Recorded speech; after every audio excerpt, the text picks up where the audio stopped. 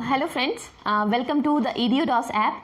और आज जो हम अपना टॉपिक है उसी को एक्सटेंड कर रहे हैं। ऑलरेडी हमने विंड सिस्टम के बारे में पढ़ चुके थे और मैंने आपको क्लासिफिकेशन बताया था कि there are two types of winds, permanent होती हैं और वेरिएबल होती हैं, ठीक है ना। तो उसी में परमानेंट विंड्स के अंदर जिसको हम पेरिनियल भी बोल सकते हैं, ठीक है जी, या फिर प्रिवेलिंग विंड्स भी बोल सकते हैं, उसमें हम पहला पार्ट जो था ट्रेड विंड्स उसको हम क्लियर कर चुके हैं कि ट्रेड विंड्स जो हैं आपकी नॉर्थ ईस्ट या फिर साउथ ईस्ट डायरेक्शन में ट्रैवल करती हैं फ्रॉम सब ट्रॉपिकल हाई प्रेशर बेल्ट थी, ठीक है ना, और equatorial low pressure belt, high to low pressure belt ये आपकी ट्रैवल करती हैं, ठीक है ना। हमने कुछ रीजन्स की बात करी थी, सब पोलर हाई या लो इस तरीके से करके, ठीक है। तो जो pressure system of the world है उससे डिफाइन होगा कि आपकी जो प्रिवेलिंग विंड्स हैं, ठीक है, ये आपकी किस डायरेक्शन में ट्रैवल करने वाली हैं, ठीक है। आज जो हमारा टॉपिक है वो है ट्रेड विंड्स, हम ऑलरेडी कर चुके हैं। आज का हमारा टॉपिक है वेस्टर्लीज, कि वेस्टर्लीज के बारे में पढ़ना, ठीक है ना। अच्छा, दूसरा ये कि अभी तक मैं डायग्राम बना रही थी, थोड़ा सा मैं आपको इसमें एलैबोरेट में बताना चाहती हूँ वेस्टर्लीज के केस में होता क्या है, ठीक है। इन जनरल अगर हम बात करें तो मैं यहाँ पर एक वर्ड डायग्राम बना रही हूँ, ट्राई टू अंडरस्टैंड इट, ठीक। कि वर्ल्ड लेवल पर अगर हम बात करते हैं, ठीक है, तो जनरली जो आपका लैंड मास है, हमेशा ध्यान रखना सन का जो मूवमेंट होता है, मैं बार बार रिपीटेडली इस बात को बोलती हूँ, ठीक है, कि सन का जो मूवमेंट है वो होता है along equator, tropic of cancer और tropic of capricorn. Due to that shifting, ठीक है ना, जो हमारी विंड्स की बेल्ट होती है वो शिफ्ट करती है from 5 to 10 degrees, northern hemisphere में भी और सदर्न हेमिस्फीयर में भी, ठीक है। तो इसकी वजह से होता क्या है कि वेस्टर्लीज का जो इम्पैक्ट होता है, क्योंकि सदर्न हेमिस्फीयर में इतना ज़्यादा हमारा लैंड मास प्रेजेंट नहीं है, नॉर्दर्न हेमिस्फीयर में लैंड मास ज़्यादा प्रेजेंट है, तो ड्यू टू दैट वेरिएशन जो ये वेस्टर्लीज हैं इनका इम्पैक्ट आपको सदर्न हेमिस्फीयर में एक रेगुलर डायरेक्शन में और एक ज़्यादा स्पीड में देखने को मिलता है rather than in the northern hemisphere, क्योंकि नॉर्दर्न हेमिस्फीयर के अंदर हमारा मैक्सिमम जो कॉन्टिनेंट पार्ट है वो वाला प्रेजेंट है, ठीक है। तो हम बोल सकते हैं दूसरे टर्म्स में कि नॉर्दर्न हेमिस्फीयर में these winds are not that much regular, ठीक है ना, या इनकी जो स्पीड है या जो इनकी जो डायरेक्शन है वो उतनी डिफाइन नहीं रहती है जितनी की ये होती है सदर्न हेमिस्फीयर में, ठीक है। तो यहाँ पर मैं बता रही हूँ आपको, थोड़ा सा आप उसको ध्यान दें, ठीक। यहाँ पे वर्ड में डायग्राम बना रही हूँ, ठीक है ना। तो वर्ड के लिए अगर हम बात करते हैं तो कुछ इस तरीके से हमारा पूरा का पूरा नॉर्थ अमेरिका और साउथ अमेरिका वाला सिस्टम इस तरीके से है, ठीक है जी। तो ये अगर मैं बात करूँ, hopefully you people are getting it, ठीक है, ये, ठीक है, और इस तरीके से, ठीक है, ठीक है जी, ये आपको होपफुली समझ में आ रहा होगा, ठीक है ना। इसको बोलने का मतलब है this is north America, this is south America, this is Europe, ठीक है ना। ऊपर वाला पार्ट ही हमारा रशिया वाला है ना, और ये इंडिया है, इस ट्रायंगल पार्ट से आप समझ जाए ये इंडिया है। ये वाला जो पार्ट है हमारा दिस इज अफ्रीका, ठीक है, और ये है हमारा ऑस्ट्रेलिया, ठीक है जी। तो अगर हम बात करते हैं change in the wind belts, ठीक है ना, किस तरीके से होगा, 5 to 10 डिग्री किस तरीके से शिफ्टिंग होती है। तो अगर मैं इन जनरल बोलूँ जो हमारा इक्वेटर है, एग्जैक्ट मैंने डायग्राम नहीं बनाया है, थोड़ा सा अप्रॉक्स है, आप इसको एग्जैक्टली अगर ग्राफ में देखेंगे तो you will get to know कि जो इक्वेटर है हमारा वो इंडिया से थोड़ा सा इस तरीके से नीचे से यहाँ से ऐसे क्रॉस कर रहा है, 0 डिग्री वाली जो लाइन है, ठीक है। और ट्रॉपिक ऑफ कैंसर या ट्रॉपिक ऑफ कैप्रिकॉर्न की जब हम बात करते हैं तो वो कुछ इस तरीके से है, ठीक है। This is not the exact diagram, मैं फिर से बोल रही हूँ, I am giving a rough idea, ठीक है, कि विंड्स जो है वो किस तरीके से शिफ्ट करती हैं। तो बहुत ध्यान से नोटिस करें, क्योंकि इंडिया के अंदर जो है वो गर्मी जो है वो जून जुलाई में आती है हमारी, और सर्दी की अगर हम बात करते हैं तो दिसंबर, नवंबर दिसंबर ये आपका सीज़न रहता है, ठीक है। तो होता क्या है कि आपका जो सन है जब वो रहता है ओवर द इक्वेटर, ठीक है ना, इक्वेटर के ऊपर जब वो होता है तो आपकी अर्थ के ऊपर सबसे ज़्यादा हीटिंग जो हमें देखने को मिलती है वो देखने को मिलती है इक्वेटर के ऊपर। जब इक्वेटर हीट अप होगा, ठीक है ना, तो सारे के सारे विंड जो भी इस लैंड मास के पास प्रेजेंट है या ओशन के पास प्रेजेंट है, ओशियन वाटर के या लैंड के हीटिंग की वजह से वो सारी एयर वार्म होकर के कहाँ राइज करती थी, ऊपर। तो यहाँ पर एक बेल्ट बनती थी, लो प्रेशर बेल्ट, ठीक है।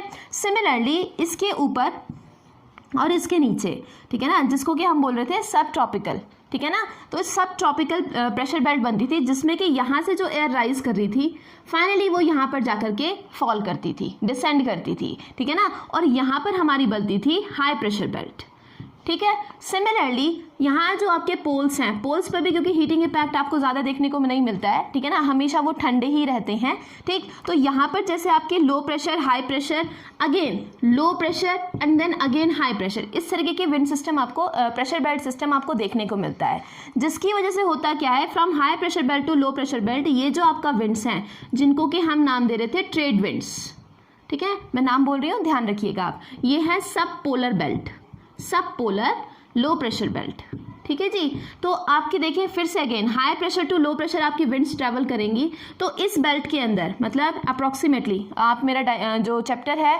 ऑलरेडी जो मैं लेक्चर बना चुकी हूँ pressure belts of the world के या एयर सर्कुलेशन के नाम से, आप उसको चेक कीजिएगा, ये सब मैं उसमें ऑलरेडी बता चुकी हूँ।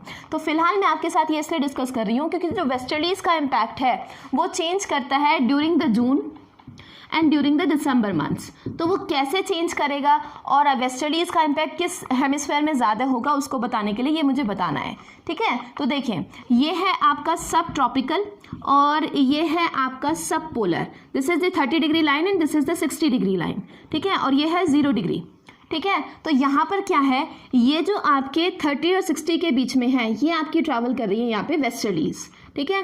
तो अगर मैं अप्रॉक्सीमेटली 23.5 ये है तो 30-60 मतलब ये वाली लाइन आएगी, ठीक है ना, ऑन एंड ऑल, ठीक है। तो ये जो लाइन आपकी आएगी यहाँ पर, तो वेस्टर्लीज जो इस केस में यहाँ पर ऐसे ट्रैवल कर रही हैं, सिमिलरली वेस्टर्लीज जो यहाँ नीचे की तरफ ट्रैवल कर रही हैं, you will get to know कि यहाँ पर लैंड मास जो है वो बहुत ज़्यादा है, लेकिन सदर्न हेमिस्फेयर के अंदर लैंड मास का इम्पैक्ट इतना ज़्यादा नहीं है। तो सबसे पहली और फॉरमोस्ट चीज़ कि these are south west and north west winds, ठीक है ना, डायरेक्शन यहाँ पर डिफाइन हो जाएगी, यहाँ से इधर जा रही हैं, सिमिलरली यहाँ से भी इस डायरेक्शन में ट्रैवल करेंगी, ठीक है। तो ये इनकी हमेशा रहती है डायरेक्शन, ठीक।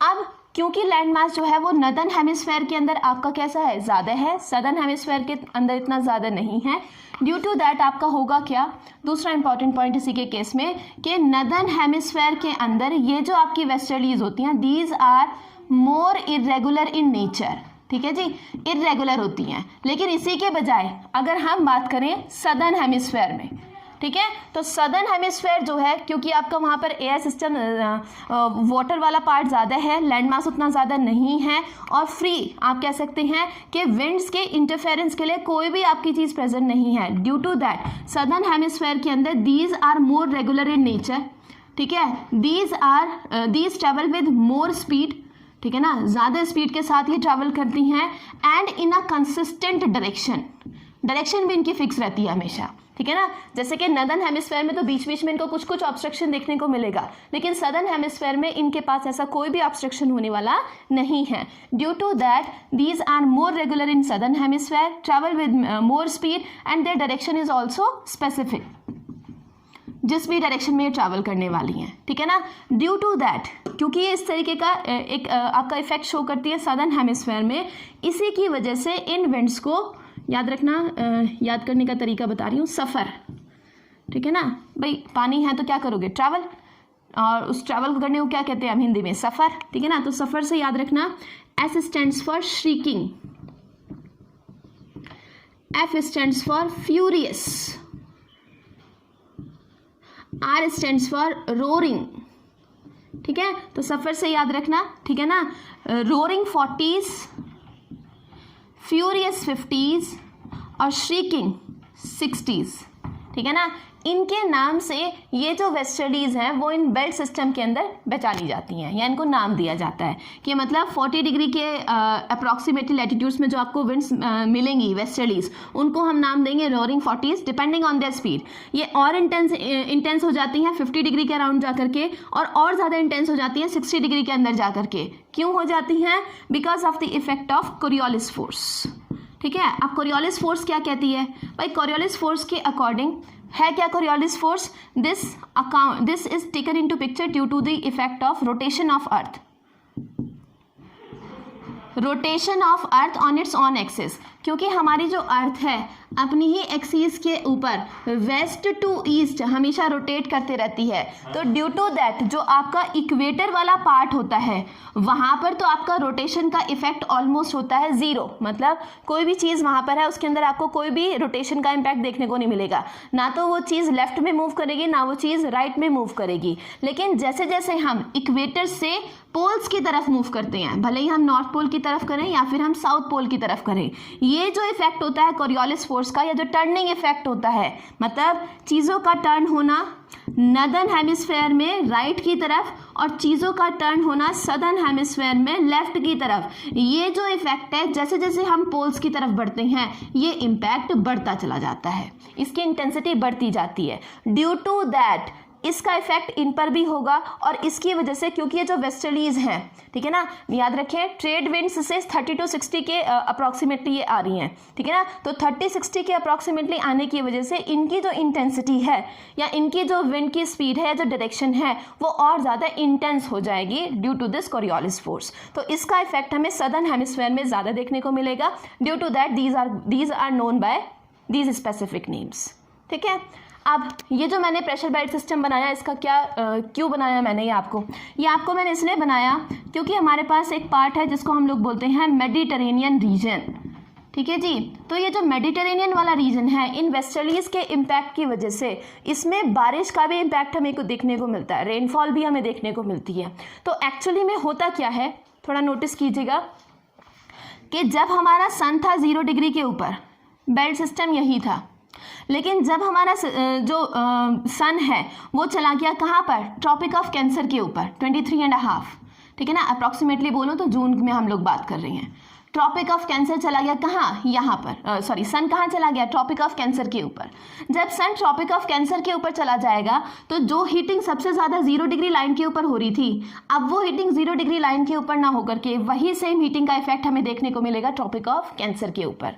तो यानी कि जो लो प्रेशर सिस्टम जो इक्वेटर के ऊपर डेवलप हो रहा था, अब वो यहाँ से शिफ्ट होकर के कहाँ पहुँच जाएगा, ऊपर, ठीक है। तो यहीं पर नाम आता है, यहीं पर मैंने लिखा हुआ था इक्वेटोरियल लो प्रेशर बेल्ट में ITCZ या फिर इंटर ट्रॉपिकल कन्वर्जेंस जोन। तो आपका ये जो ITCZ होता है in summer and in winter, ये दोनों ही आपके कहना चाहिए सीजन्स के अंदर ये अपनी डायरेक्शन को चेंज करता है। In the case of June, ठीक है ना, ये ITCZ थोड़ा सा ऊपर शिफ्ट हो जाएगा, and in the case of December approximately जब सन आपका ओवरहेड होता है ट्रॉपिक ऑफ कैप्रिकॉर्न के ऊपर, ये थोड़ा सा कहाँ शिफ्ट हो जाएगा, नीचे की तरफ। लेकिन क्योंकि नीचे की तरफ लैंड मास इतना ज़्यादा नहीं है तो इसकी शिफ्टिंग थोड़ी सी कम होती है, लेकिन ऊपर की तरफ शिफ्टिंग बहुत ज़्यादा होती है, जिसकी वजह से इंडिया के ऊपर लो प्रेशर क्रिएट होता है और बढ़िया मानसून हमें देखने को मिलता है। तो अभी हम बात करेंगे सीजनल विंड्स में इसका, ठीक है ना, लेकिन अभी हम बात कर रहे हैं मेडिटेरेनियन रीजन की। तो देखें आप, ये है आपका Mediterranean reason, this is the northern part and this is the southern part. तो ये जो मेडिटेरेनियन वाला पार्ट है, जब हम जून की हम लोग बात कर रहे हैं तो क्योंकि सन कहाँ चला गया है, ऊपर, है ना, सन के ऊपर जाने की वजह से हीटिंग इफेक्ट भी कहाँ होगा, ऊपर। हीटिंग इफेक्ट ऊपर होने की वजह से जो एक्चुअली में हमें लो प्रेशर बेल्ट इक्वेटर के ऊपर एग्जैक्टली मिल रही थी, अब वो यहाँ पर ना मिल करके वो थोड़ी सी शिफ्ट हो जाएगी ऊपर। तो आपकी जो ट्रेड विंड्स 0 से 30 के बीच में ट्रैवल कर रही थी, अब वो एक्चुअली 0 और 30 के बीच में ट्रैवल ना करके वो अप्रॉक्सीमेटली 10 डिग्री और 40 डिग्री के बीच में ट्रैवल करेंगी। वेस्टर्लीज जो कि 30 और 60 के बीच में ट्रैवल कर रही थी, वो यहाँ ना ट्रैवल करके अप्रॉक्सीमेटली 40 और 70 के बीच में वो ट्रैवल करेंगी, सच दैट आपकी पोलर विंड्स का जो रीजन है वो थोड़ा सा कम हो जाएगा, शॉर्ट हो जाएगा, ठीक है जी। तो आपका ये जो वेस्टर्लीज का इधर की तरफ शिफ्ट होना हुआ, इसकी वजह से होगा क्या, अब देखिए इनकी डायरेक्शन कैसे है, ऐसे। तो ये जो कॉन्टिनेंट है इनका ये कौन सा मार्जिन है, वेस्टर्न मार्जिन।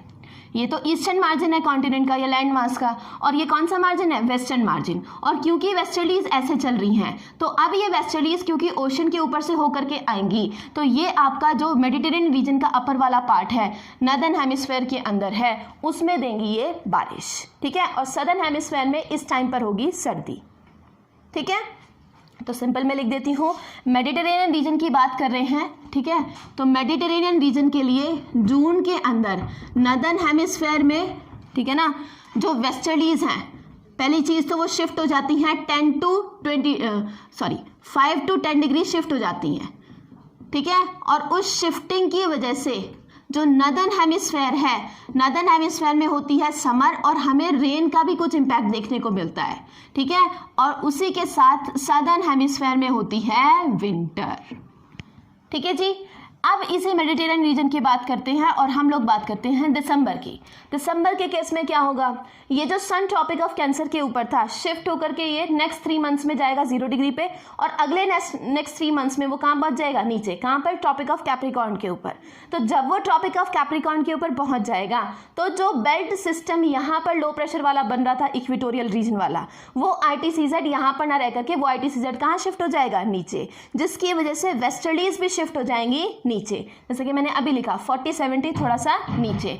इसकी वजह से होगा क्या कि अब सदर्न हेमिस्फेयर के अंदर तो होगी समर, ठीक है, लेकिन उस समर की वजह से होगा क्या, बहुत ध्यान से इसको नोटिस करें, ये वेस्टर्लीज जो यहाँ तक थी, अब ये वेस्टर्लीज 30 डिग्री से कुछ नीचे तक भी आएंगी, ठीक है जी।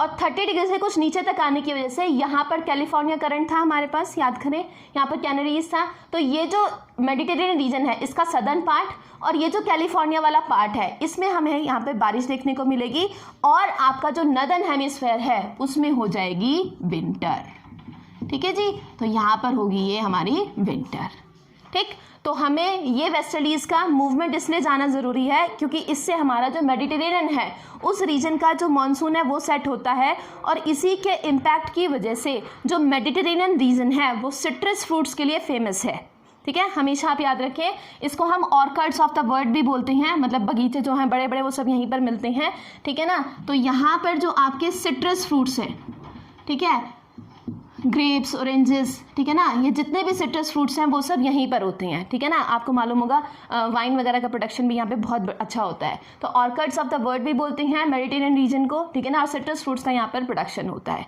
तो हैंस कम कि आपका पढ़ तो हम विंड सिस्टम रहे थे लेकिन विंड सिस्टम के इम्पैक्ट की वजह से आप देखें यहाँ पर मानसून किस तरीके से अफेक्ट हो गया है। Now due to this effect आपका यहाँ वाले पार्ट में बारिश हुई, ठीक है ना। तो सर्दी में भी और गर्मी में भी हमें हमेशा यहाँ पे क्या देखने को मिलेगा, रेनिंग इम्पैक्ट या फिर मॉइस्ट रहेगा, डैम्पनिंग इफेक्ट हमें यहाँ पर देखने को मिलता है, ठीक है। तो वेस्टर्लीज के इम्पैक्ट की वजह से ये पूरा का पूरा जहाँ पर भी ये जिन लैटिट्यूड्स के अंदर ट्रैवल करती है वो सारे के सारे रीजन थोड़े से गर्म रहते हैं और थोड़े से डैम्प, मतलब कहना चाहिए ह्यूमिडिटी लेवल जो है थोड़ा सा हाई रहता है, ठीक है जी। नाउ कम्स वेस्टर्लीज हम खत्म कर चुके हैं। नाउ कम्स, अब हम बात करेंगे सीजनल विंड्स की, ठीक है ना। सीजनल विंड्स यानी को हम बोल सकते हैं मॉनसून विंड्स। तो सीजनल विंड्स या मॉनसून विंड्स जब हम नाम लेते हैं तो हमें इससे याद आता है इंडिया, ठीक है, क्योंकि इंडिया में हमें मालूम है कि हमारे पास 2 तरीके के मॉनसून होते हैं, एक तो होता है साउथ वेस्ट और एक होता है नॉर्थ ईस्ट, ठीक है। और वो रिजल्ट अगेन किसका होता है, शिफ्टिंग ऑफ प्रेशर सिस्टम, ठीक है, कि हमारा ITCZ किस तरीके से शिफ्ट कर रहा है। तो मैं एक डायग्राम फिर से बनाऊंगी, यहाँ से होपफुली आपको ये पार्ट समझ में आया होगा कि सन जब 0 डिग्री के ऊपर होता है तो हीटिंग यहाँ पर देखने को मिलती है, लो प्रेशर सिर्फ यहीं पर क्रिएट होता है। लेकिन जैसे ही आपका सन ऊपर शिफ्ट किया तो ये प्रेशर सिस्टम भी थोड़ा सा अपवर्ड शिफ्ट होने की वजह से ट्रेड बेल्ट नदर्न हेमिस्फेयर में और नॉर्थ में पहुँच जाती हैं, ठीक है, और वो 0 डिग्री लाइन को क्रॉस करके थोड़ा कुछ ऊपर तक आती हैं। एम आई क्लियर, ठीक है जी। इसकी वजह से अब होगा क्या कि हमें देखने को मिलेगा साउथ वेस्ट मानसून, ठीक है ना, या जो हमारा बोले जुलाई के अंदर जो हमारी बारिश होती है, ठीक है ना, मानसून वाला जो रीजन होता है, ठीक है। तो अब हम बात कर रहे हैं सीजनल विंड्स की, आप उसको ध्यान दें, ठीक है। तो सीजनल विंड्स की जब हम बात कर रहे हैं, ठीक है जी, तो देखें ज़रा उसमें कैसे इम्पैक्ट हमें देखने को मिलेगा।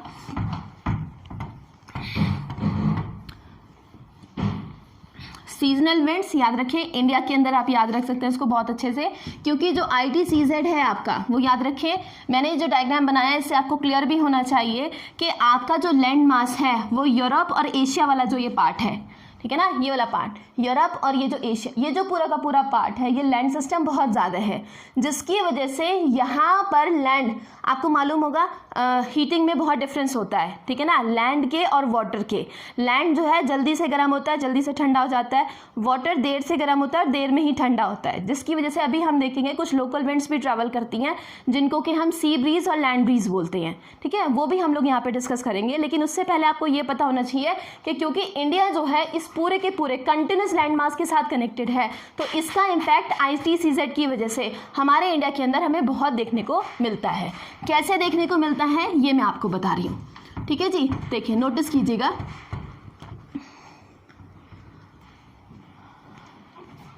यहाँ पर देखिए मैं बात कर रही हूँ सीजनल विंड्स की, मैं बात कर रही हूँ सीजनल विंड्स की या फिर आपकी मॉनसून विंड्स की, ठीक है। तो सीजनल विंड्स बोलें, मॉनसून विंड्स बोलें, तो हमें इंडिया याद आना चाहिए, ठीक है। और इंडिया के लिए अगर हम बात करें तो मैं ऐसे यहाँ पर छोटे से डायग्राम बना रही हूँ, आप उसको ध्यान दीजिएगा, ठीक है। बॉक्स में बना रही हूँ मैं, सिर्फ इतना पार्ट, ये वाला पार्ट मैं बना रही हूँ बॉक्स के अंदर, ठीक है। तो नोटिस कीजिएगा यहाँ पर इसको, कुछ इस तरीके से है ये वाला पार्ट, ठीक है, ये है, ठीक। सिमिलरली अगर मैं यहाँ पर प्लॉट करूँ, क्योंकि दो देखने हैं हमें, एक तो हमें देखना है साउथ वेस्ट, एक हमें देखना है नॉर्थ ईस्ट किस तरीके से काम करता है। तो उसके लिए देख लें ये, ठीक है। इक्वेटर की अगर हम बात करते हैं तो equator will run like this, दोनों ही पार्ट में, ठीक। आपको ये चीज़ समझ में आनी चाहिए। Now comes tropic of Cancer, ठीक है ना। तो मैं यहाँ पर ट्रॉपिक ऑफ कैंसर ना बना के मैं यहाँ पर ITCZ आपका फॉर्म कर रही हूँ, ठीक है। तो आप उसको नोटिस कीजिएगा।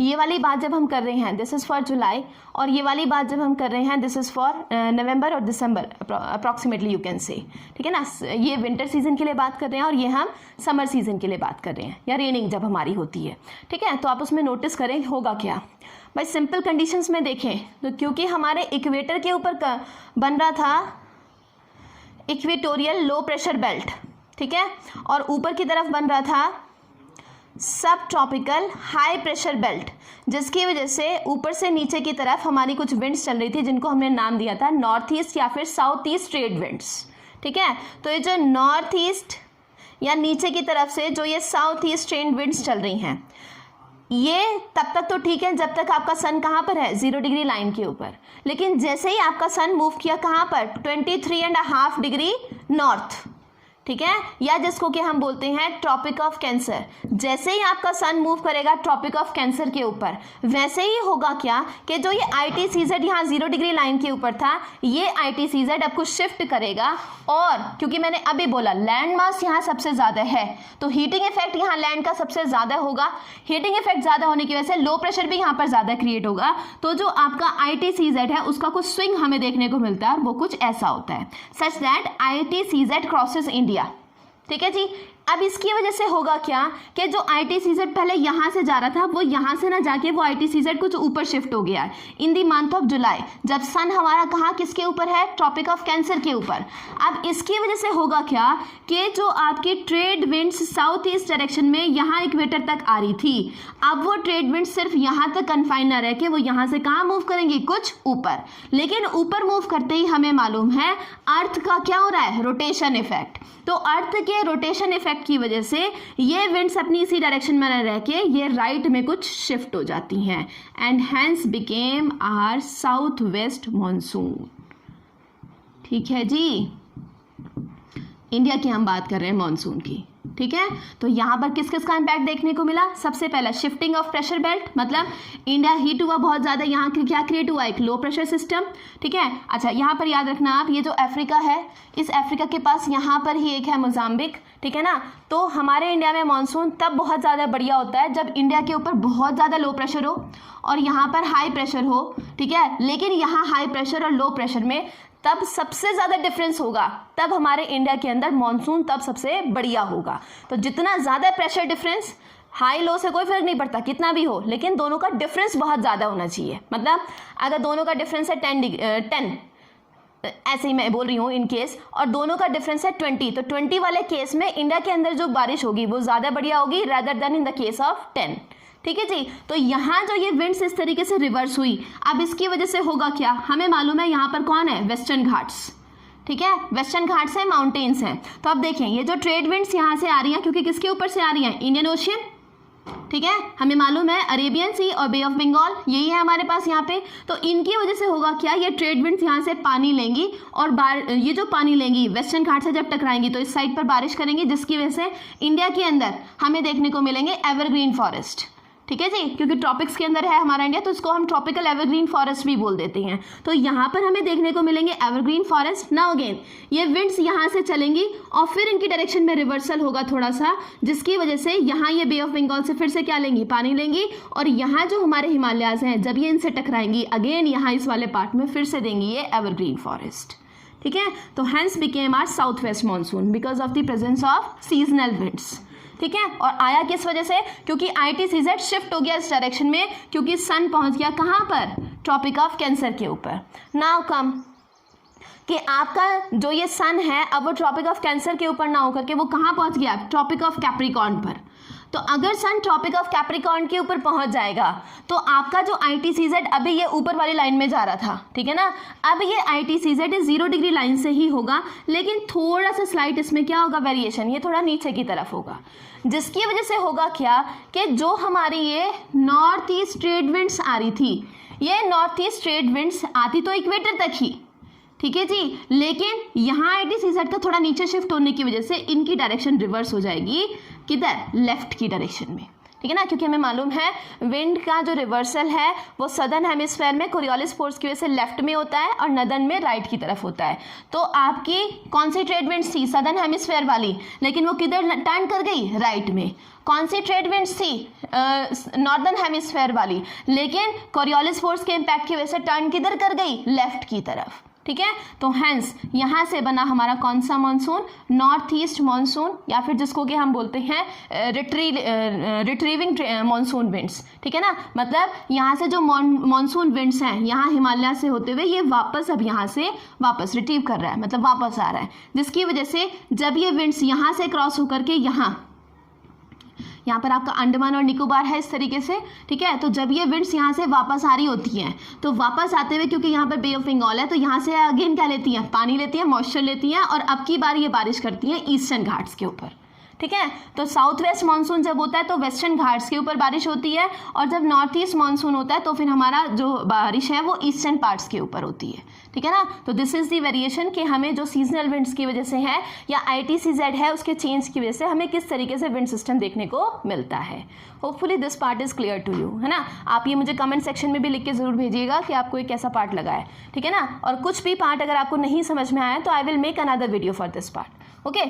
तो नेक्स्ट है अब इसमें सीजनल विंड्स हम लोग पढ़ चुके हैं, ठीक है, वेस्टर्लीज हम लोग पढ़ चुके हैं। इसी में मैंने आपके एक विंड्स छोड़ दी हैं जो कि परमानेंट विंड्स हैं, और वो है पोलर विंड्स, ठीक है ना। पोलर विंड्स के बारे में मैं थोड़ा बता देती हूँ।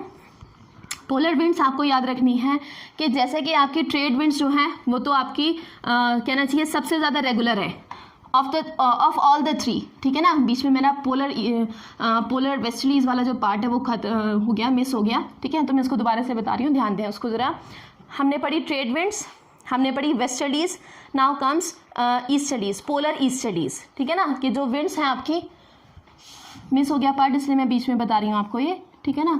इस तरीके से प्रेशर सिस्टम बना था। एक विंड थी ये वाली जिनको हमने नाम दिया था ट्रेड विंड्स, एक थी ये जिनको हमने नाम दिया था वेस्टर्लीज, और एक है ये वाली विंड्स जिनको हम बोलते हैं या तो ईस्टर्लीज या फिर, क्योंकि ये पोलर रीजन से आती है तो इसको हम नाम दे देते हैं पोलर ईस्टर्लीज, ठीक है। तो ये जो पोलर ईस्टर्लीज हैं, अब इनके लिए क्या याद रखना है, सिर्फ 2-3 इंपॉर्टेंट पॉइंट हैं। सबसे पहली चीज़ तो पोल से आएंगी, कैसी होंगी, ठंडी होंगी, कोल्ड होंगी।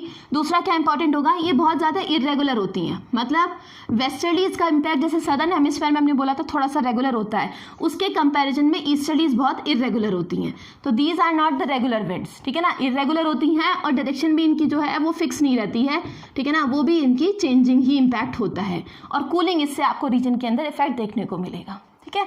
तो ईस्टर्लीज के लिए बस इतना ही हमें ध्यान रखना है, ठीक है ना। अब इसके साथ हमने ये तो पार्ट डिस्कस कर लिया, सीजनल विंड्स भी हमने डिस्कस कर लिया। अब हम डिस्कस करते हैं लोकल विंड्स, ठीक है, कि लोकल विंड्स की अगर हम बात करते हैं तो लोकल विंड्स किस किस तरीके की होती हैं। तो लोकल विंड्स की अगर हम बात करेंगे, ठीक है, तो आप इसमें क्या ध्यान रखेंगे, सबसे पहले आपको इसमें जो है बहुत सारे नाम सुनने को मिलेंगे, तो डू नॉट गेट कन्फ्यूज्ड। सारी की सारी एक ही चीज़ को बता रही हैं, बट थिंग इज कि बोलने का तरीका और एक्सप्रेशन का तरीका अलग अलग है। तो सबसे पहला इसमें नाम आता है एक तो एनाबैटिक एंड कैटाबैटिक विंड्स, ठीक है। अभी मैं आपको एक्सप्लेन भी करूँगी, you will get to know कि सारी सेम ही है, ठीक है। Now next comes mountain breeze and valley breeze, ठीक है। नाउ नेक्स्ट इसके बाद है land breeze and sea breeze, ठीक है। तो अगर हम इन सब की बात करते हैं और फिर कुछ लोकल विंड्स हैं जो कि डिफरेंट डिफरेंट रीजन्स में ट्रैवल करती हैं, जैसे कि इंडिया की हम बात करें तो वहाँ पर लू होती है, काल बैसाखी होती है, ठीक है ना, चेरी ब्लॉसम होता है या मैंगो शार होती है। ये अलग अलग रीजन में इन सबके क्या नाम है वो डिस्कस मैं करूँगी। लेकिन उससे पहले मैं आपके साथ डिस्कस करती हूँ पहले katabatic, anabatic, then I will discuss land and sea breeze and then we will discuss mountain breeze and valley breeze and you will find it कि ये दोनों कुछ नहीं है, सेम ही है, ठीक है ना। तो सबसे पहले मैं लिख रही हूँ यहाँ पे कैटाबैटिक एंड एनाबैटिक विंड्स, ठीक है। तो कैटाबैटिक या एनाबैटिक बोलने का क्या मतलब होता है? तो भाई कैटाबैटिक या एनाबैटिक बोलने का मतलब होता है कि जो आपकी अप स्लोप विंड्स होती हैं, एनाबैटिक, ठीक है, या फिर अप स्लोप, कैटाबैटिक या फिर आपकी डाउन स्लोप, ठीक है। तो इसमें होता क्या है ज़रा ये आप देख लें कि भाई ये सपोज करें आपकी है माउंटेन, तो दोबारा मैं बना रही हूँ उसको, ठीक है, आप नोटिस कीजिएगा।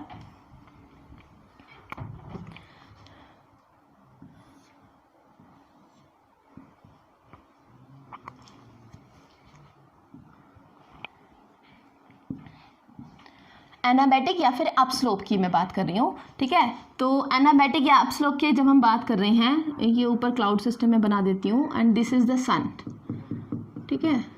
अब होगा क्या, एनाबैटिक या अप स्लोप में होता क्या है, जो आपके विंड्स हैं, ठीक है ना, वो विंड्स करती क्या हैं, जब सन की हीटिंग बहुत ज़्यादा होती है तो ये जो माउंटेन का स्लोप होता है, इस हीटिंग की वजह से ये जो माउंटेन का स्लोप है ये हो जाता है वार्म सरफेस। लेकिन इन केस ऑफ कैटाबैटिक, जैसे ही आपका सन का इफेक्ट होता है ख़त्म या हीटिंग इफेक्ट आपका ख़त्म होता है, तो ये जो माउंटेन का स्लोप वाला पार्ट होता है, तो ये जो पार्ट है कूलर हो जाता है, ठीक है।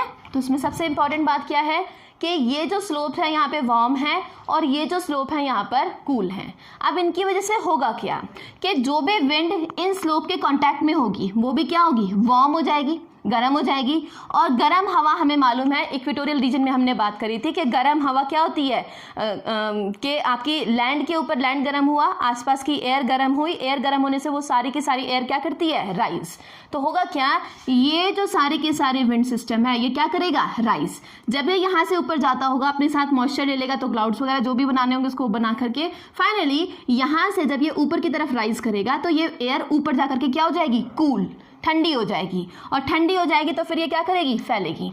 जब ये फैलती है, ठीक है, तो आसपास माउंटेन है तो इसके बराबर में कोई वैली भी होगी, ठीक है, जैसे कि देहरादून एक वैली है, ठीक है। सिमिलरली तो जो भी वैली इसके आसपास होगी, ठीक है ना, ये उसमें जाके एयर क्या करेगी, सिंक करेगी, मतलब नीचे की तरफ जाएगी। और जब ये एयर वहाँ पर सिंक करेगी तो देखिए यहाँ से जा तो रही है वार्म एयर, लेकिन जो सिंक कर रही है वो है कूलर एयर, ठीक है। तो इस इफेक्ट को हम लोग बोलते हैं एनाबैटिक इफेक्ट, जिसमें कि सन की हीटिंग की वजह से स्लोप्स जो हैं वो वार्म हो जाते हैं, एयर राइज करती है और वैलीज के अंदर कूलर एयर सिंक करती है, ठंडी हवा चलती है वैली के अंदर, ठीक है। Now comes what is this anabatic effect, इसका जस्ट रिवर्सल, ठीक है ना। क्या होगा कि जो भाई कूलर सरफेस है, अब भाई अगर ये कूलर सरफेस है, ठीक है, तो कूलर सरफेस है, ये ठंडी सरफेस है, तो आसपास की हवा को भी क्या कर देगी, ये ठंडी। और कोल्ड एयर क्या होती है, देखो कोल्ड एयर क्या कर रही है, सिंक, भारी होती है, तो कोल्ड एयर क्या करेगी यहाँ पे, सिंक। तो अराउंड द स्लोप्स, ठीक है ना, ये जो एयर यहाँ पर डिसेंड करेगी ये कैसी होगी, कूलर एयर। तो आसपास से जितनी भी गर्म हवा है वो आएगी और यहाँ इन स्लोप्स के अराउंड क्या कर जाएगी, सिंक कर जाएगी। तो इस इफेक्ट को हम लोग बोलते हैं एनाबैटिक, इस इफेक्ट को हम लोग बोलते हैं कैटाबैटिक। याद रखना है ये जो इफेक्ट है ये नॉक्टर्नल इफेक्ट होता है, मतलब ऐसा इफेक्ट जहाँ पर सन प्रेजेंट ना हो। ये इफेक्ट तब होता है जब सन प्रेजेंट होता है या हीटिंग हो किसी भी मीडियम से, ठीक है। ये जो इफेक्ट है आपको ये तब भी देखने को मिलता है, सिर्फ सन प्रेजेंट ना हो सिर्फ तब नहीं, क्योंकि माउंटेनियस रीजन के अंदर हमें मालूम है क्लाउड भी रहते ही रहते हैं, ठीक है ना। क्लाउड्स जहाँ पर होंगे, फॉग या मिस्ट कंडीशंस जहाँ पर होंगी, जहाँ पर कि सरफेस को कूल हो जाएंगी वो किसी भी कारण की वजह से, ये कैटाबैटिक इफेक्ट आपको उस सारी जगह देखने को मिलेगा, ठीक है। होपफुली ये पार्ट आपको क्लियर होगा। Now comes we will talk about the land breeze and the sea breeze, ठीक है भाई। तो मूवमेंट आपको एयर का पता चल गया होगा, मूवमेंट एयर का हो रहा है from high pressure to low pressure, ठीक है जी। आप देख लें अगर मैं बात करती हूँ किसकी, लैंड ब्रीज की, ठीक है, जो कि आपका इम्पैक्ट है कौन सा, नाइट वाला। और या फिर मैं आपकी बात करती हूँ सी ब्रीज की, जो कि आपका इम्पैक्ट है किसका, डे का। तो उसमें होगा क्या, एक सिंपल डायग्राम बना रही हूँ, आप ध्यान दीजिएगा, ठीक है। ये है ऐसे करके है, ठीक है ना, थोड़ा सा और यूनिफॉर्म बना देती हूँ, ठीक है, कि ये है ना, और यहाँ पर है ये आपकी ओशियन, ठीक है। लैंड ब्रीज बोलने का मतलब होता है कि अगर आपकी एयर ट्रैवल करे फ्रॉम लैंड टू सी, ठीक है ना, कहाँ से कहाँ ट्रैवल करे, फ्रॉम लैंड टू सी। तो लैंड टू सी जा रही है तो एयर कहाँ से कहाँ ट्रैवल करती है, ये याद करने का पॉइंट्स बता रही हूँ मैं सारे, ठीक है ना। तो लैंड ब्रीज बोला तो कहाँ से कहाँ जाएगी, लैंड टू सी, और कहाँ से कहाँ मूव करेगी, from high pressure to low pressure. अब इक्वेटर के ऊपर कैसा प्रेशर बेल्ट बन रहा था, लो प्रेशर बेल्ट, और लो क्यों बन रहा था, हीटिंग के इम्पैक्ट की वजह से। तो याद रखना यहाँ पर ये जो लैंड है और यहाँ जो ये वाटर है, इनकी होती है बच्चे डिफरेंशियल हीटिंग, ठीक है। डिफरेंशियल हीटिंग बोलने का मतलब क्या है, मैं पहले भी बोल चुकी हूँ कि लैंड आपकी जल्दी से गर्म होती है और जल्दी से क्या हो जाती है, ठंडी। वाटर देर से गर्म होता है और देर से ही ठंडा होता है। तो होगा क्या, नाइट के टाइम पे जब सन का इम्पैक्ट नहीं है, लैंड जल्दी से क्या हो गई है, ठंडी, लेकिन पानी अभी भी कैसा है, स्टिल वार्मर, ठीक है ना। किसके कंपेरिजन में warmer, still warmer than land. Land के कंपैरिजन में ये अभी भी गर्म है, और गर्म है तो इसके आसपास की जो भी एयर होगी वो भी कैसी हो जाएगी, वार्म, और वार्म एयर क्या करती है, राइज। तो यहाँ क्या क्रिएट हो जाएगा, एक लो प्रेशर, ठीक है ना, क्या क्रिएट हो जाएगा, एक लो प्रेशर, सच दैट कि जब ये एयर यहाँ से राइज करेगी तो ये क्या कर जाएगी, ऊपर आसमान में जा करके फिर से कंडेंस होगी, ठीक है ना, कंडेंस होगी, और फिर क्या करेगी, ये कूल डाउन होगी और एक्सपेंड करेगी। तो ये एयर यहाँ से जाएगी यहाँ पर, ठीक है ना, फ्रॉम सी टू लैंड जाएगी, और फाइनली ये सिंक करेगी लैंड के ऊपर, ठीक है। तो जो लैंड ब्रीज है उसका मतलब होता है कि ऐसी एयर जो कि कहाँ से कहाँ ट्रैवल करे, फ्रॉम लैंड टू सी, ठीक है जी। नाउ नेक्स्ट कम्स कि अगर हम किसकी बात करते हैं, सी ब्रीज की बात करते हैं, तो उसका मतलब क्या होगा।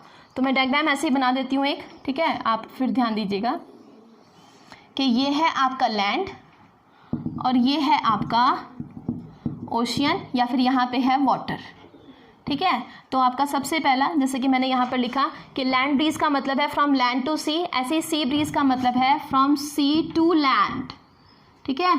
तो सी टू लैंड बोलने का मतलब क्या है, मोशन होगा ऐसे, और सी टू लैंड बोलने का मतलब है कि अब की बार वाटर पर क्या होगा, हाई प्रेशर, और लैंड पर क्या होगा, लो प्रेशर। कौन सा फिनोमेना है, डे टाइम। डे टाइम में क्या होगा, अब डे टाइम में लैंड जल्दी से गर्म हो जाएगी, गर्म हो जाएगी तो जो भी उसके आसपास की गर्म हवा है, ठीक है ना, वो क्या करेगी, rise, warm air will rise, ठीक है। तो जब ये वार्म एयर राइज करेगी, ऊपर जाएगी आसमान में, फिर से ठंडी होगी, और ये फाइनली कंप्रेस एक्सपेंड करेगी, और कहाँ किधर की तरफ जाएगी, ओशन की तरफ। ओशन पर जाकर के फिर ये क्या करेगी, सिंक करेगी, लेकिन कैसी एयर होगी, कूलर। अब जो ओशन से ये हवा चल के आ रही होगी, ये हवा जो है, क्योंकि कूलर एयर यहाँ पर सिंक कर रही है और हाई प्रेशर यहाँ पर क्रिएट हुआ है, तो ये जो एयर यहाँ जाने वाली है इसका होगा कूलिंग इफेक्ट, इसका होगा वार्मर इम्पैक्ट। तो इस कूलिंग इफेक्ट की वजह से होगा क्या, ठीक है जी, कि आपका दिन का जो टेम्परेचर है लैंड का, वो भी आपका नॉर्मल बना रहेगा, बहुत ज़्यादा हाई नहीं होगा। हीटिंग इफेक्ट आपको देखने को नहीं मिलेगा लैंड के हीटिंग की वजह से, सन के, ठीक है। तो ये जो इफेक्ट है इसको हम बोलते हैं सी ब्रीज, ये जो इफेक्ट है इसको हम लोग बोलते हैं लैंड ब्रीज, ठीक है। नाउ कम्स, अब हम बात करते हैं नेक्स्ट की, ठीक है। तो नेक्स्ट अगर हम बोले तो अब हमारे पास है mountain breeze and valley breeze, ठीक है। तो माउंटेन और वैली बोलने का मतलब क्या है, सबसे पहली चीज़ तो यही, ठीक है। यहाँ पर हम क्या बनाते हैं, यहाँ मैं बना रही हूँ माउंटेन ब्रीज, ठीक है। माउंटेन ब्रीज जो कि हमें देखने को मिलेगी कहाँ पे, नाइट टाइम में, ठीक है। और ये मैंने कुछ बना दिया है यहाँ पे ऐसे, इसको आप समझ जाइएगा कि ये है माउंटेन, ठीक है, and this is the valley, ठीक है, और ये अगेन है माउंटेन, ठीक। नाउ वैली ब्रीज मैं बना रही हूँ अब यहाँ पे, ठीक है। तो वैली ब्रीज बोलने का मतलब है डे टाइम में ये आपको मिलेगा और इफ़ेक्ट होगा कुछ ऐसा। फिर से ये आपके पास है माउंटेन, ये आपके पास है वैली एंड ये अगेन है आपके पास माउंटेन।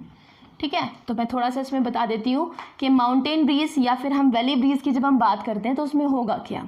ठीक है, तो देखें आपके पास दो पॉइंट हैं, एक तो है ये वाला पॉइंट, टिप वाला पॉइंट, माउंटेन के टिप्स। ठीक है, मैंने बहुत शार्प बनाए हैं। ठीक है, इस तरीके से होंगे माउंटेन के टिप। ठीक है जी, एक तो हीटिंग होगी माउंटेन के टिप की और एक हीटिंग होगी वैली की। यहाँ पर भी एक हीटिंग होगी माउंटेन के टिप की और एक हीटिंग होगी आपकी वैली की। होगा क्या, डे टाइम में जब आपका सन निकलते होता है तो जो आपके टिप्स होंगे वो हो जाएंगे वार्म। ठीक है, और टिप्स वार्म होंगे, वैली के अंदर इतनी ज़्यादा हीट पहुंच नहीं पाएगी, तो यानी कि वैली तो रहेगी कोल्ड और टिप हो जाएंगे वार्म। और वार्म जो एरिया होता है अगेन फिर से वहाँ पर क्या होगा, हीटिंग इफेक्ट, वार्म एयर हो जाएगी, तो आसपास की सारी जो गर्म हवा है वो क्या करेगी, गर्म होने के बाद हीट अप होगी और क्या करेगी, राइज करेगी। अब राइज करने के बाद होगा क्या, थोड़ा सा मैं लिख देती हूँ यहाँ पे, नाइट वाले की, डे वाले की भी मैंने बात करी आपसे कि डे वाले में जो माउंटेन के पीक हैं, ठीक है, वो माउंटेन के पीक तो हो जाएंगे हीट अप। सिमिलरली यहाँ पर जो माउंटेन का पीक है, क्योंकि नाइट टाइम है, ठीक है, तो माउंटेन का जो पीक है अब वो उसके कंपैरिजन में, ठीक है ना, यहाँ तो हीट हुए थे, गर्मी हुई थी, यहाँ पर वो कैसे रहेंगे, कोल्ड, ठंडे रहेंगे। ठीक है जी, सिमिलरली जो वैली होगी वो थोड़ी सी स्टिल वार्मर होगी in comparison to this part. ठीक है, तो वैली है यहाँ पे कोल्ड फिलहाल। ठीक है जी, तो यहाँ से हमारा प्रेशर सिस्टम बन जाएगा और हम बना लेंगे यहाँ पे विंड्स कैसे कैसे ब्लो करने वाली है। तो मैं डायग्राम बना रही हूँ, फिर आप देख लीजिएगा। तो माउंटेन ब्रीज या नाइट टाइम ब्रीज की जब हम बात करते हैं तो आपकी एयर कुछ इस तरीके से होगी।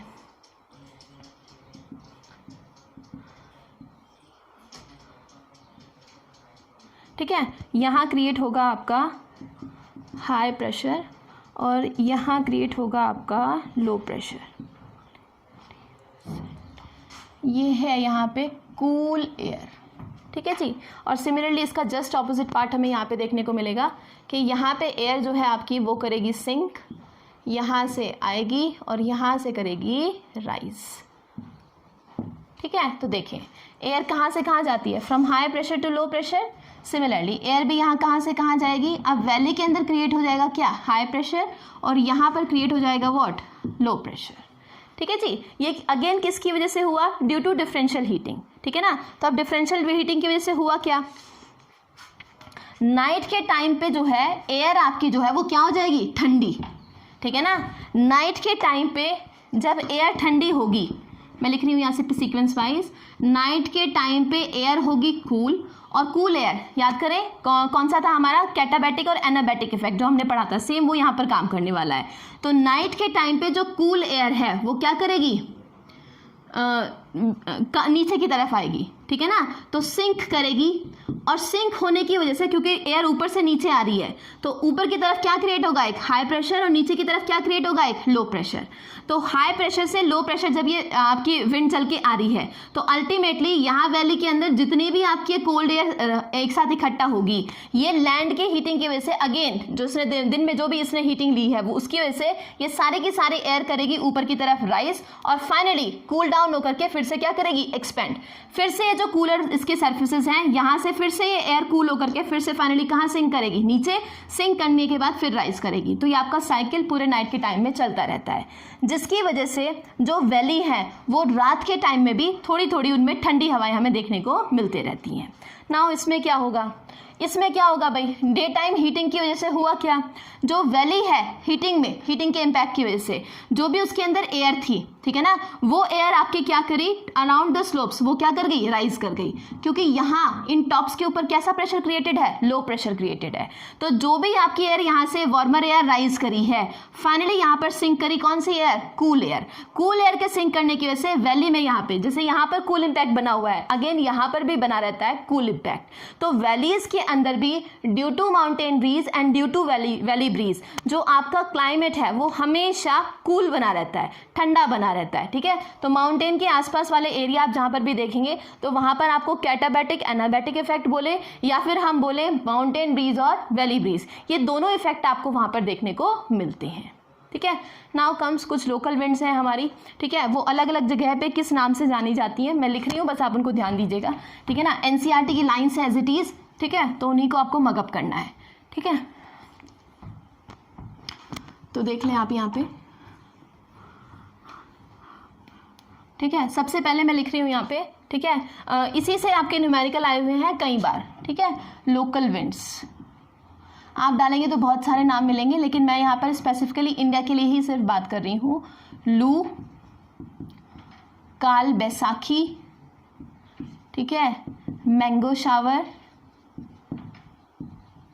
और चेरी ब्लॉसम या ब्लॉसम शार, इसी को बोलते हैं चेरी ब्लॉसम, ठीक है।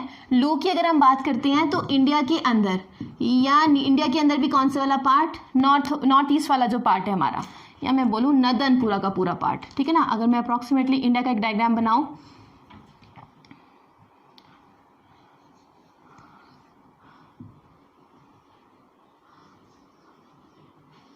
ये है हमारा इंडिया, ठीक है। तो इस इंडिया की अगर मैं बात करती हूँ मुझे, ठीक है, तो इंडिया के अंदर यहाँ जो ये विंड्स ट्रेवल कर रही हैं, दीज आर ऑल कॉल्ड लू, ठीक है ना। ये सारी की सारी आपकी होती है वार्म विंड, ठीक है ना, वार्म, और साथ ही साथ कैसी होती है, ड्राई। आपको मालूम होगा गर्मी के टाइम पे हमारी जो स्किन है वो फटने लगती है और बहुत ज़्यादा गर्मी हमें लगती है ना। आपको मालूम होगा हमें अनियन खाने के लिए बोला जाता है, प्याज खाने के लिए, टू काउंटर द इफेक्ट, ठीक है ना। तो यहाँ इंडिया के अंदर जो विंड्स चलती हैं उनको हम बोलते हैं लू, लोकल विंड है ये आपकी, और ये वार्म विंड्स हैं और साथ में ड्राई भी हैं, सूखी विंड्स हैं ये, ठीक है। सिमिलरली आपका काल बैसाखी अगर हम बोलें तो काल बैसाखी आपके विंड्स जो का नाम दिया जाता है वो यहाँ इस वाले एरिया में दिया जाता है, ठीक है ना। और इस वाले एरिया को बोलने का मतलब है कि आपका सबसे पहला तो वेस्ट बंगाल, और इसी के साथ अगर ऑप्शन में असम भी है तो always remember to mention Assam also, ठीक है ना। बेस्ट आंसर इज बंगाल, लेकिन अगर ऑप्शन में असम भी है तो Bengal and Assam is the right answer. तो काल बैसाखी बोले तो बंगाल, ठीक है, लेकिन असम भी है तो you will say Assam also, ठीक है ना। इसी में जो नाम है इसका बारडोली छेरा भी है, ठीक है ना, CHEHRRA, ये भी बोलते हैं स्पेसिफिकली असम के अंदर जो विंड्स हैं, ठीक है। मैंगो शार बोले तो मतलब जो आपके विंड्स जो हैं आम के पकने के लिए बहुत ज़्यादा ज़रूरी होती हैं, उसको बोलते हैं मैंगो शार, and this is in Kerala.